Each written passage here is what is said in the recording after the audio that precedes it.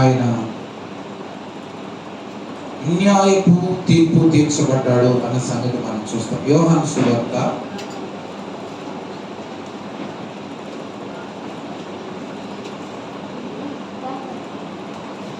19వ అధ్యాయం.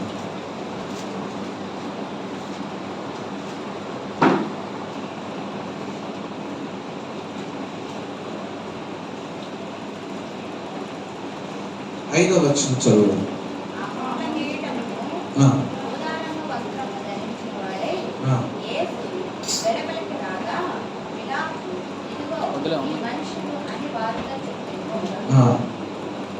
దేవునికి స్తోత్రం చెప్పాం. హల్లెలూయా. ప్రార్థన చేస్తాం.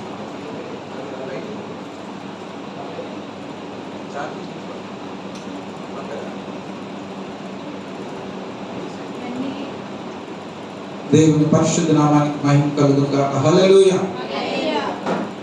చిన్న ప్రార్థన చేద్దాం. ప్రేమ గల తండ్రి, పరిశుద్ధుడైన మా ప్రభువా, నీ పరిశుద్ధ నామానికి వందనాలు. ఈ సమయంలో దేవాని మాటలు ధ్యానిస్తుంటుండగా ఈ గుడ్ ఫ్రైడే ఆరాధనలో నీ పరిశుద్ధ ఆత్మతో మీరు మమ్మల్ని నడిపించి మీరు మమ్మల్ని బోధించమని యేసు నామమున మమ్మల్ని వేడుకుంటున్నాం తండ్రి.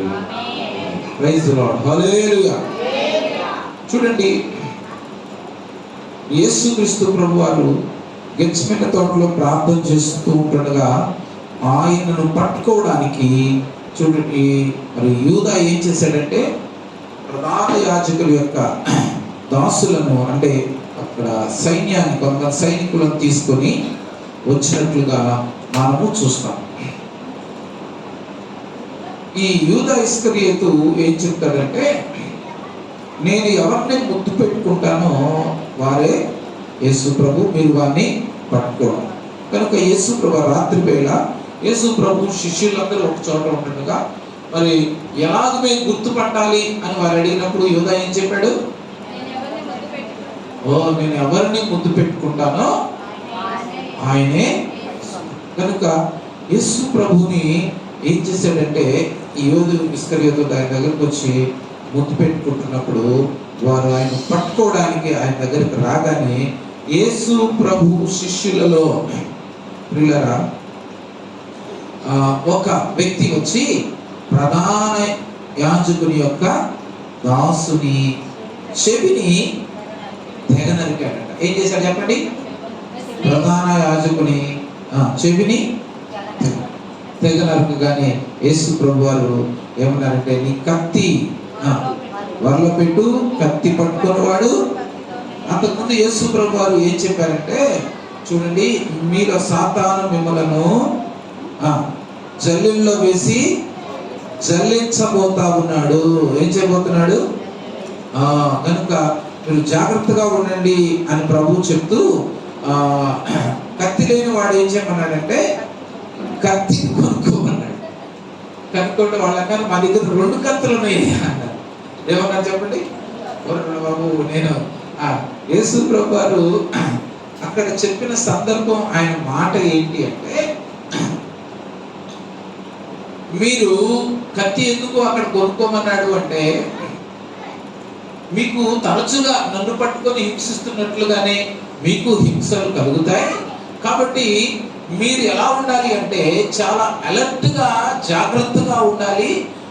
కొన్నిసార్లు మీరు వారికి దూరంగా పారిపోవడానికి, లేకపోతే వారు ప్రభునందు పిల్లగా మీ దగ్గరకు రాకుండా, మిమ్మల్ని హింసించకుండా చూడండి, మీరు ప్రొటెక్ట్ చేసుకోవడానికి మీకు ఆ కత్తి అవసరము అన్నట్టుగా ప్రభు చెప్పాడు. కానీ నిజంగా కత్తి వాడమన్నది ఆయన ఉద్దేశం కాదన్నమాట. కనుక మనం గమనిస్తే యేసు ప్రభు వారు ఎప్పుడైతే పట్టుకోవడానికి వచ్చారో ఆ చెవి నరకగానే చూడండి యేసు ప్రభు వారు ఏం చేశారంటే చెప్పండి, ప్రభునందు పిల్ల మరలా అతని చెవిని అతికించి ఆయన బాగు చేశాడు. గట్టిగా స్తోత్రం చెప్తాం. హల్లెలూయా. ఆయన అన్నాడు, నేను వేడుకుంటే చూడండి 12 సేనా వ్యూహాల కంటే ఎక్కువమైన దూతలు ఇప్పుడే దేవుడు నా కొరకు పంపడని మీరు అనుకుంటున్నారా? కనుక ఆ రోజున మరి సైన్యాల్లో వ్యూహానికి 6000 మంది యోధులు ఉండేవాళ్ళు.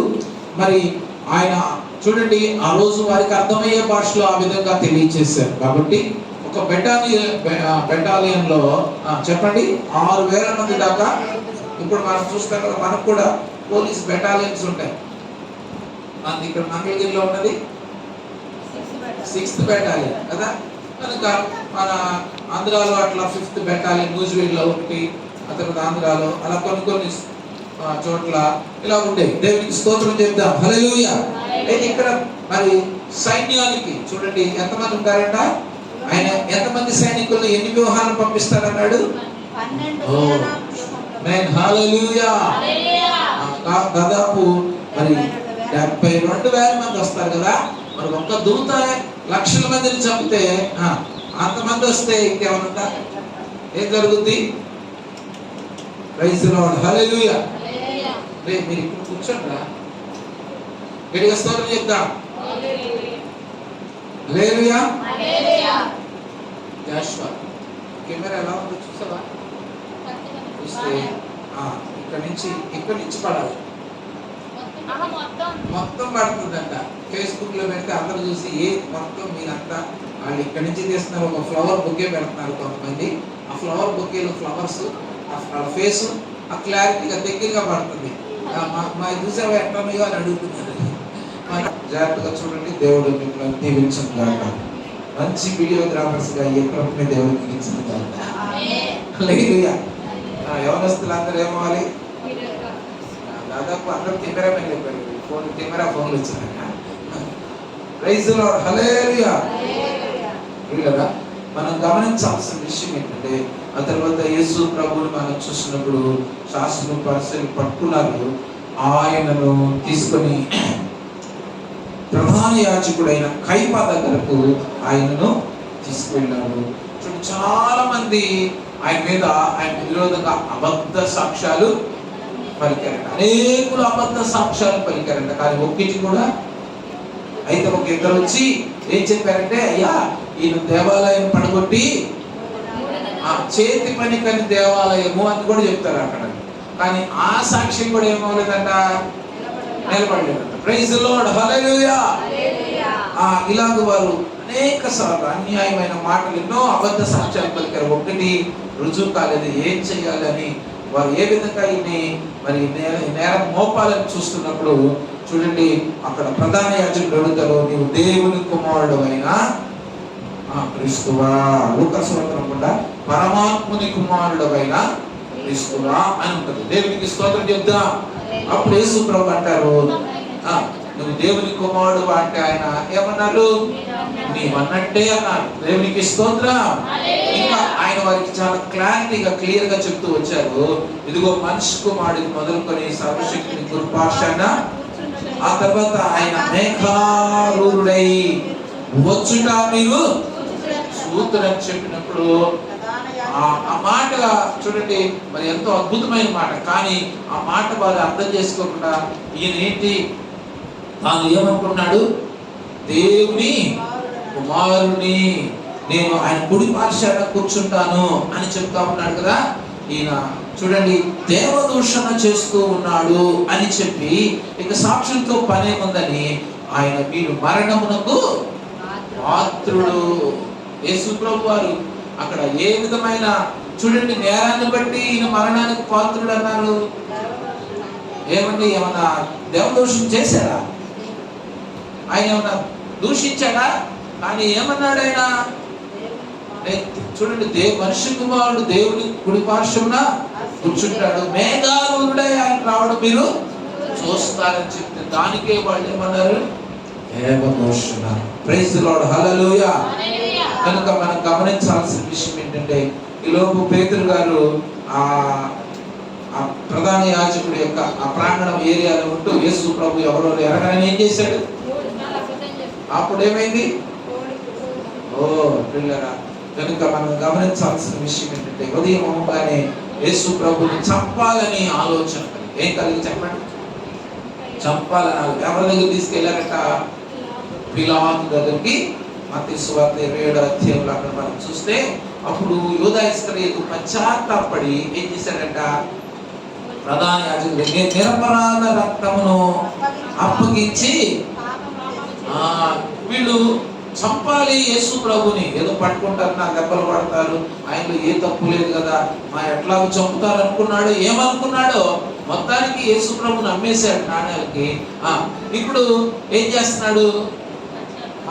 యేసు ప్రభుని మరణాన్ని చంపాలని వారు ప్రయత్నాలు చేస్తున్నప్పుడు పశ్చాత్తాపడి, అయ్యా నేను నిరపరాధ రక్తమును అప్పగించి పాపం చేశానంటే వాళ్ళంటే దాంతో మాకేం పని, అదేదో నువ్వే చూసుకో అన్నారు. చూసారా ప్రభునందుకు. అయితే అతను వెండి నాణాలు పారవేసినప్పుడు ఆ వెండి నాణాలు తీసుకుని పరదేశంలో పాతి పెట్టడానికి కొమ్మరి వాని పొలాన్ని కొన్నారంట. దేవునికి స్తోత్రం చెప్తాం. హల్లెలూయా. పిలాతు దగ్గరికి తీసుకెళ్ళినప్పుడు యేసు ప్రభువుని గురించి అన్నాడు, వీడు కైసరుకు పన్ను ఇవ్వకూడదు అన్నాడు. తర్వాత నేనే యూదులకు రాజును అన్నాడు అని చెప్తున్నప్పుడు పిలాతు అడుగుతాడు, నీవు యూదులకు రాజువా అంటే అప్పుడు యేసు ప్రభు వారు ఏమన్నారు? మళ్ళా నీవన్నట్టే. దేవునికి స్తోత్రం చెప్తాం. నీవన్నట్టే అన్నాడు. ప్రభునందు ప్రియులారా, అయితే ఈ యొక్క పిలాతుకు ఏమాత్రం కూడా మరి యేసు ప్రభువును మరణ శిక్ష విధించడానికి ఏ నేరము కనిపించలేదు. వీళ్ళంట అసూయతో, దేంతో చెప్పండి, మన లూకాసు వార్తలో అనుకుంటా ఆ మాట, అసూయతో ఆయన సిలువ వేస్తున్నారన్న సంగతి తెలిసి ఏ విధంగానైనా విడిపించాలని వాళ్ళు పిలాతు ఆశించాడంట. పిలాతు చూడండి, మరి యేసు ప్రభుని కొరడా దెబ్బలు కొట్టించాడు. ఈ పిలాతు హేరోదు దగ్గరకు యేసు ప్రభుని పంపించాడు. ఈ హేరోదు ప్రభునందు పిల్లగా మనం చూస్తే మత్తయి సువార్తలో అనుకుంటా ఏమన్నా వాళ్ళిద్దరు అంతకుముందు విరోధంగా శత్రువులుగా, మార్క్స్ వార్తలో అనుకుంటా, మార్క్స్ వార్తలో మనం చూస్తాం ఏమన్నదంటే అంతకుముందు వారు శత్రువులుగా ఉన్న వాళ్ళు ఏమయ్యారంట? మిత్రులైన. ఎక్కడ ఉంటుంది? మార్క్స్ వార్తన, లూకాసు వార్త.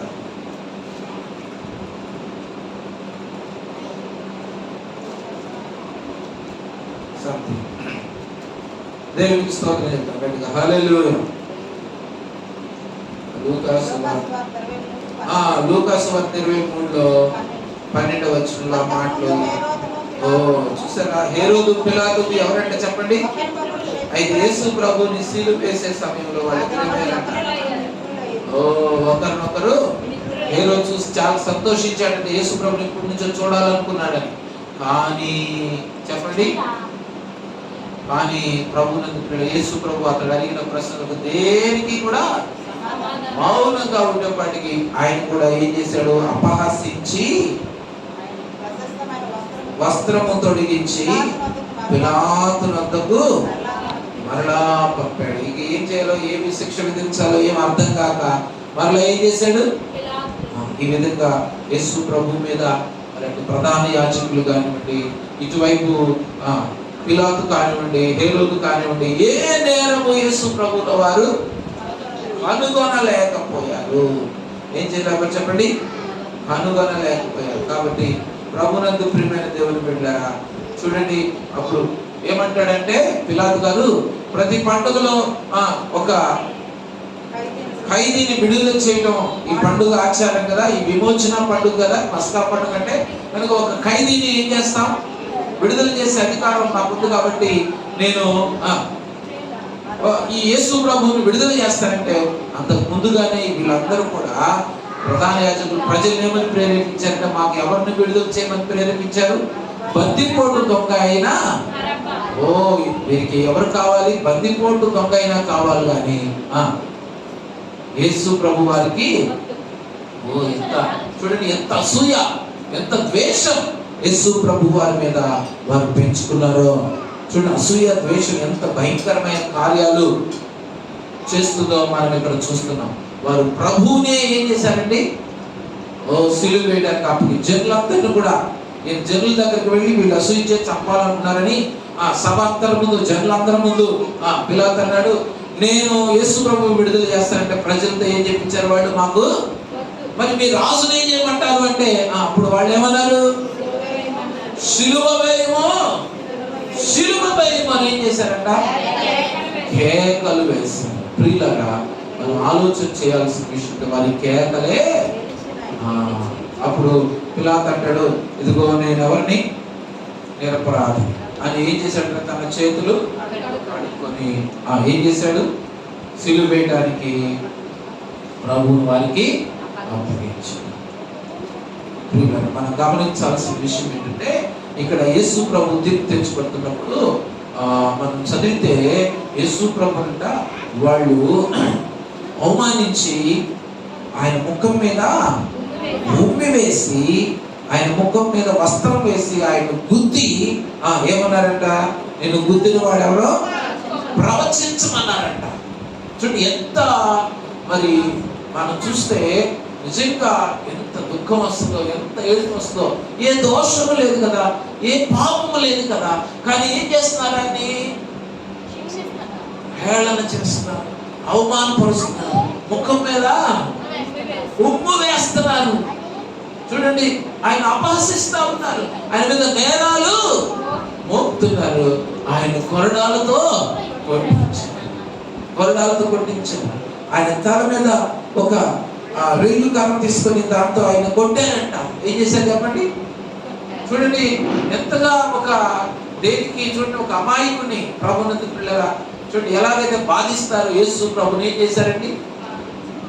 అలాగ బాధించినట్లుగా మనం చూస్తా ఉన్నాం. పిల్లరా, ఎంతో క్రూరత్వాన్ని వారు వెళ్ళగలుగుతూ వచ్చారు. మనం ఆలోచన చేయాల్సిన విషయం ఏంటంటే, యేసు ప్రభు వాటన్నిటిని ఏం చేశాడంట చెప్పండి? చూడండి, యెషయా గ్రంథంలో మనం చదివితే 53వ అధ్యాయం 50వ అధ్యాయం అనుకుంటా. యెషయా గ్రంథం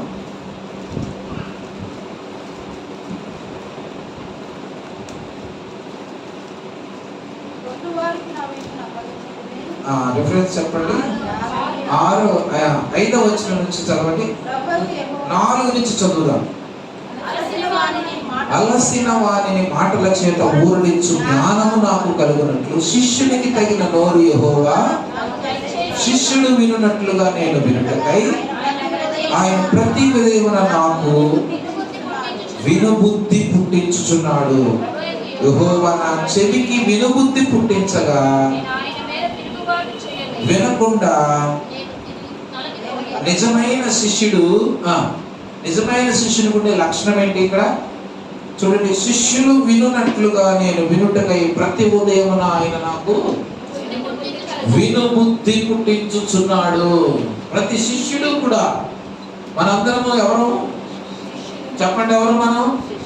శిష్యులమే. మీరు వెళ్ళి సమస్యలను నాకు ఎవరు చెప్పండి? మనం క్రైస్తవులు అనేది అది ఒక టైటిల్ మాత్రమే, కానీ మనం ఎవరు? శిష్యులం, డిసైపుల్స్. అంటే మన యొక్క చూడండి యాటిట్యూడ్, లేకపోతే మన యొక్క దాన్ని ఏమంటారంటే మన స్టేటస్ ఏమిటంటే చెప్పండి? డిసైపుల్. దేవునికి స్తోత్రం చెప్తాం. హల్లెలూయా. కనుక మనము చూడండి యేసు ప్రభు వారు పరమ గురువు దగ్గర చూడండి మనం నేర్చుకునే ఆయనను వెంబడించే ఆయన శిష్యులము. మనం ఆయన అడుగు జాడల్లో నడిచేవారు. గట్టిగా స్తోత్రం చెప్పండి. మొట్టమొదట శిష్యులు ఉండాల్సిన క్వాలిఫికేషన్ ఏంటంటే ఇక్కడ చెప్పండి? ఆయన నాకు వినుబుద్ధి పుట్టించగా. చూడండి, వినుబుద్ధి ప్రతి ఉదయం నాకు ఏం చేస్తున్నాడు? వినుబుద్ధి పుట్టిస్తున్నాడు. ప్రియులారా, అంటే దేవుడు మాట చొప్పున నడుచుకుంటాం, ఆయన మాటను శ్రద్ధగా విని దాని ప్రకారంగా చేయటం. చూడండి ఎలాగంటే 6వ వచనంలో కొట్టు వానికి నా వీపును అప్పగించింది, వెంట్రుకలు పెరుగు వేయి వారికి నా చెంపలను అప్పగించింది, ఉమ్ము వేయి వారికి అవమానపరచు వారికి నా ముఖము దాచుకొనలేదు. ప్రభు యెహోవా నాకు సహాయం చేయవాడు కనుక నేను సిగ్గుపడని నా ముఖమును చెక్కుముక్కు రాతి వలె చేసుకుంటుంది. దేవునికి స్తోత్రం. చెక్కుముక్కు ముఖాన్ని ఏం చేసుకున్నాడంటే ఆయన చెక్కుముక్కు రాతి వలె, ఒక కరుకైన చెక్కుముక్కు రాయి అంటే ఒక కరుకైన రాయి. అంటే చెక్కుముక్కు రాళ్లను మనం రఫ్ చేస్తే దాంట్లో చెక్కు ఉంటుంది. చెప్పండి. నుప్పు పుట్టింది అంటే అవి చాలా ఎలా ఉంటాయి, స్ట్రాంగ్ గా గట్టిగా ఉంటాయి అన్నమాట. చూడండి అంత గట్టిగా ఉంటాయి. మామూలు కొండరాళ్ళు తీసుకుని ఉంటే రాతో మట్టి రాలిది, లేకపోతే చిన్న చిన్న రాళ్ళు రాలుతాయి. కానీ కంకరాయి, గట్టి కంకరాయి తీసుకొని ఒక రాయి కంకరాయి కొడితే ఏమైంది, దాంట్లోంచి ఆ షార్ప్నెస్ కి, చూడండి ఆ స్ట్రాంగ్నెస్ కి దాంట్లో నుంచి నిప్పు వస్తుంది. అలాగే ఆయన తన ముఖాన్ని ఏం చేశాడంట. ఓ ప్రియులారా, మరి శిష్యులుగా మనం కూడా చాలా సార్లు ఏం చేయాలి తెలుసా? ఎన్నో అవమానాలు వస్తాయి, నిందలు వస్తాయి, ఇబ్బందులు వస్తాయి, కష్టాలు వస్తాయి. ఏం చేయాలి మనం? పుట్టువారికి నా వీపును, వెంట్రుకలు పెరుగు వారికి నా చెప్పలను, గుమ్మివేయు వారికి, అవమానపరచు వారికి. మనం గమనించాల్సిన విషయం ఏంటంటే, మరి అలాగున యేసు ప్రభువు ఇక్కడ మనం చూస్తే మత్తయి సువార్తలో మనం 3 వాక్య భాగాలు మనం చూస్తాం. యేసు ప్రభు మరణించిన విధానం మనం చూసినప్పుడు ఆయన 3 రకాలుగా మరణించారు. ఏమిటంటే ఆయన గొర్రె పిల్లగా ఎలా మరణించారు చెప్పండి. చూడండి, మరి బాప్తిస్మం ఇచ్చే యోహాను ఆయన చూసి అంటాడు, ఇదిగో యేసు ప్రభు ఆ బాప్తిస్మానికి వస్తున్నప్పుడే, ఇదిగో లోక పాపములను మోసుకొని గొర్రె పిల్ల. చూడండి, ఈ ఇశ్రాయేలు పాపం వారి యొక్క పాపం నిమిత్తం, అంటే ఏదో ఒక పాపం వారు ఎప్పుడు ఒకసారి చేసిన వారుగా ఉన్నారు, మనుషులుగా ఉన్నారు. కాబట్టి వారు ఏం చేస్తారంటే దేవాలయం దగ్గరకు వచ్చినప్పుడు తప్పకుండా ఏం చేస్తారు, ఒక గొర్రె పిల్లను అప్పుడే చూడండి ఆ గొర్రె పిల్ల మీద వారి చేతులు ఉంచుతారు. ఆ గొర్రె పిల్ల మీద చేతులు ఉంచినప్పుడు వారి పాపం అంతా ఏం చేస్తుంది, దాని మీద మోపబడుతుంది, అది భరిస్తుంది. అప్పుడు ఆ గొర్రె పిల్లను ఆ యాజకుడు ఏం చేస్తాడంటే వధించి, దాన్ని వధించబడిన ఆ గొర్రె పిల్లను బలిపీఠం మీద పెట్టి దాన్ని దహిస్తాడు. దేవునికి స్తోత్రం. కాలుస్తాడు. హల్లెలూయా. అప్పుడు ఇతని పాపాలు ఏం చేయబడ్డాయి, క్షమించబడ్డాయి. ఎందుకంటే ఈ పాపాన్ని ఎవరు భరించారు, ఇతనికి బదులు ఎవరు మరణించారు. కనుక ఈ రక్తాన్ని చూసినప్పుడు, ఆ గొర్రెపిల్ల రక్తాన్ని చూసినప్పుడు ఏం చేస్తాడంటే దేవుడు వారి పాపాన్ని క్షమిస్తాడు. Praise the lord. హల్లెలూయా. ఆ రక్తంలో ఏముంది, ప్రాణం ఉంది. ఏముంది చెప్పండి, రక్తంలో ఏముంటుంది, ఒక రక్తం ఒలికించాడంటే, రక్తం పోయిందంటే రక్తం అంతా ప్రాణం ఈజీగా పోయింది. కాబట్టి ఆ రక్తాన్ని దేవుడు, అంటే ఒక పాపానికి జీతం ఏంటి, మరణమే. కనుక పాపం చేసిన వాడు ఏమవ్వాలి, మరణించాలి. అయితే ఇతనికి బదులుగా ఏది మరణించింది, అందుకని ఇతను ఏం చేయబడ్డాడు, క్షమించబడ్డాడు, లేకపోతే తప్పించబడ్డాడు. దేవునికి స్తోత్రం చెప్తాం. కనుక యేసు ప్రభు వారు ఇదిగో ఎలా మరణించారు, ఇదిగో లోక పాపములను మోసుకొని పోవు. యేసు ప్రభు వారు ఎప్పుడైతే ఆ గిన్నెలోని తాగారో ఆయన ఏమైపోయాడు, రాత్రి చెప్పుకున్నా చెప్పండి, పాపిగా మారిపోయాడు. మారిపోయాడు. ఆయన పాపగ్రాహి. కనుక మనం గమనించాల్సిన విషయం ఏంటంటే ఈ సమయంలో ప్రభునందు ప్రియులారా, పరలోకము చూడండి, ఆఖరిగా పరలోకములో the final destination of the heaven ఏంటంటే యేసు ప్రభు వారు తప్ప ఇంకా ఈ భూమి మీద పాపమును తీసివేయగలిగిన వారు ఎవ్వరు లేరు. కాబట్టి గొర్రె పిల్లగా ఆయనను, అందరి పాపములు తీసివేసే దేవుని గొర్రె పిల్లగా ఆయన ప్రతిష్ఠించి లోకానికి పంపించారు. దేవునికి స్తోత్రం. కనుక ఏమంటాడు యోహాను, ఇదిగో రెండవది ఎలా ఆయన చనిపోయాడు తెలుసా? ఎలా చనిపోయాడు, ఒక మనుష్యుడిగా. ఎలా చెప్పండి, ఇక్కడ మనం చదువుకున్నాము, ఇదిగో ఈ మనుష్యుడు. ఏమన్నా చెప్పండి, అంటే యేసు ప్రభు వారు ఇక్కడ 100% చనిపోయినప్పుడు ఆయన ఎలా చనిపోయాడు, మనుష్యుడిగా చనిపోయాడు. అంటే ఎలాంటి మనిషి అంటే ఏ పర్ఫెక్ట్ మ్యాన్, ఏ పాపము లేనివాడుగా, ఏ దోషము లేనివాడుగా. చూడండి, అతని యందు ఏ పాపము మనిషే కానీ అతను దేవుని స్వరూపము కలిగిన వాడు. హల్లెలూయా. ఆయనలో ఉన్న స్వభావం ఏంటి చెప్పండి? దైవ స్వభావం. Praise the Lord. A man without blame. కనుక ఆయనలో ఏ దోషము లేదు. గట్టిగా చెప్తాం హల్లెలూయా. కనుక ఏ పాపము లేదు. అన్యాయపు తీర్పు తీర్చబడ్డవాడు కదా. కనుక మనం గమనించాల్సిన విషయం ఏంటంటే, ప్రభునందు ప్రియులారా, యేసుక్రీస్తు ప్రభువారు మనం చూసినప్పుడు ఆయన చూడండి, ఇదిగో ఈ మనుషుడు the final decision of the only governance కనుక ఈ మానవ ప్రభుత్వము ఆయన ఏం చేసిందంటే, ఇదిగో ఈ మనుషుడు అని చెప్పి ఆయనను సిలువ ఏమన్నారండి వాళ్ళందరూ? సిలువ వేయండి అని. కనుక ఇక్కడ మనం చూస్తే మూడవదిగా ఇదిగో మీ రాజు. ఏమన్నారు చెప్పండి? అంటే గొర్రె పిల్లగా, ఒక మనుషులుగా, ఒక రాజుగా యేసు ప్రభు వారి సిలువలో ఏమయ్యాడు? మరణించారు. గట్టిగా స్తోత్రం చెప్తాం హల్లెలూయా.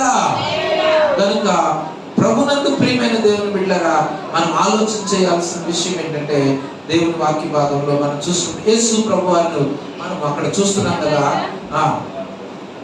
యేసు ప్రభు వారిని తీసుకొచ్చినప్పుడు ఇదిగో మీ రాజు అంటే వాళ్ళు అన్నారు, ఈయన మా రాజు. కానీ అక్కడ యేసు ప్రభును సిలువ వేస్తున్నప్పుడు పైన ఒక విలాసం రాశాడు. అంటే ఈయన ఎవరు అంటానికి ఒక అడ్రస్ రాశాడు. ఏంటిది? కనుక చూడండి, నజరేయుడైన యూదుల రాజు అయిన, కనుక యూదుల రాజు అయిన నజరేయుడు యేసు అని రాయటం జరిగింది. ఏంటి ఈయన యూదులని మాకు రాజు కాదు అని వాళ్ళు అంటే, కాదు నేను రాసిందేదో రాశాను అన్నాడు. దేవునికి స్తోత్రం. యేసు ప్రభు వారు ఎలా చంపారు చెప్పండి? ఒక రాజుగా. గట్టిగా స్తోత్రం చెప్దాం హల్లెలూయా. యేసు ప్రభు వారు చనిపోయినప్పుడు చూడండి, ప్రభునందు పిల్లరా, ఈ పిలాతుతో యేసు ప్రభు అంటాడు, నీకు పైనుంచి అధికారం ఇవ్వబడితే కానీ నీకు ఏ అధికారము లేదు. యేసు అంటాడు, నేను ప్రాణము పెట్టడానికి ప్రాణమును తిరిగి అధికారం, నిజమైన అధికారం ఎవరు? అక్కడ పిలాతు కాదు. ఎవరు చెప్పండి? ప్రభు అయినా. ఎందుకంటే ఆయన ఎవరు? రాజు. గట్టిగా చెప్పండి హల్లెలూయా. ఆయన రాజు. ఒక రాజు. ప్రభునందు పిల్లరా చూడండి, ఒక రాజ్యం కొరకు ఎలాగైతే యుద్ధము చేస్తాడో ఇప్పుడు ఆయన ఏం చేయబోతున్నాడు రాజుగా? చూడండి, సైతాను రాజ్యానికి దేవుని రాజ్యానికి యుద్ధం. ఆయన రాజుగా ఏం చేయబోతున్నాడు? యుద్ధం. కనుక సాతాను చెరలో ఉన్న తన ప్రజలందరినీ విడిపించడానికి, దేవుని రాజ్యమును స్థాపించడానికి రాజుగా యేసయ్య వచ్చి ఏం చేయబోతున్నాడు? ఆ యుద్ధం ఏంటి? సిలువ శ్రమ. ఏం చెప్పండి? ఆ యుద్ధం సిలువలో ఆయన ఏం చేయాలి? తన ప్రాణం పెట్టాలి. హల్లెలూయా. గట్టిగా చెప్దాం హల్లెలూయా. ఆయన తన ప్రాణం పెడితే ఆ ప్రజలకు ఏం కలుగుతుంది? రక్షణ, విమోచన, వారి పాపముల క్షమాపణ, సాతాను చెరలో నుంచి, సాతాను అధికారములో నుంచి వారికి విడుదల కలుగుతుంది. హల్లెలూయా. గట్టిగా చెప్దాం హల్లెలూయా. The final sacrifice. ఇక బలి అర్పించాల్సిన, పాపాల కొరకు బలి అర్పించాల్సిన పని లేదు. గట్టిగా స్తోత్రం చెప్పండి.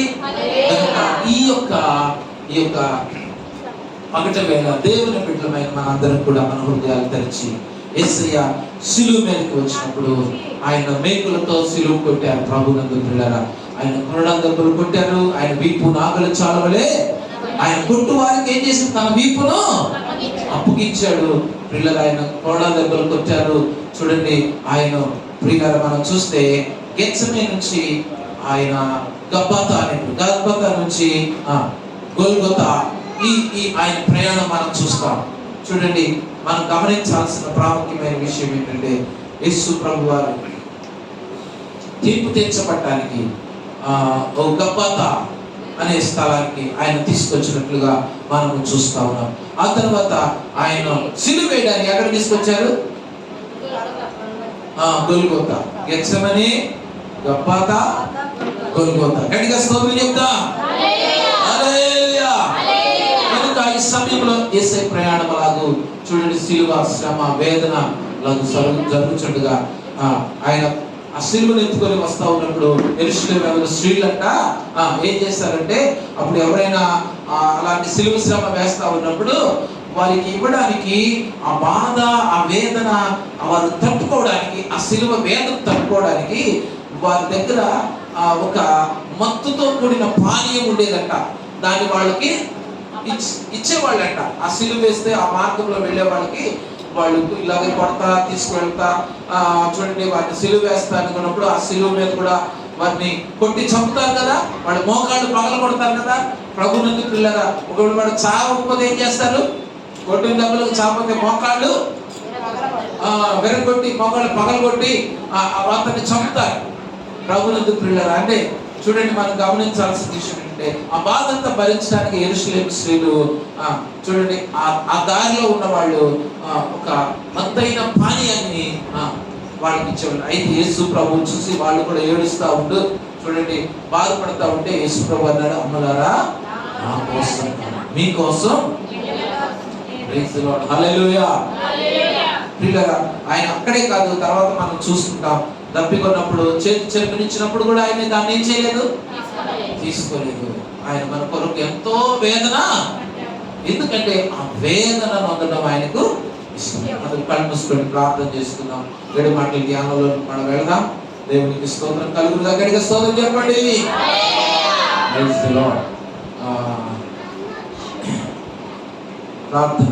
కళ్ళు మూసుకొని, ప్రభువా నా కొరకు నీవు అవమానాలు పడ్డావు, అబద్ధ సాక్ష్యాలు నీ మీద మోపబడ్డాయి, ఎన్నో నేరాలు మోపబడ్డాయి, అబద్ధ సాక్ష్యాలు పలికారు, అవమానించారు, హేళన చేశారు, ముఖం మీద ఉమ్ము వేశారు, తల మీద ముళ్ళ కిరీటం పెట్టి ఇదిగో రేలుతో కొట్టారు ప్రభువా.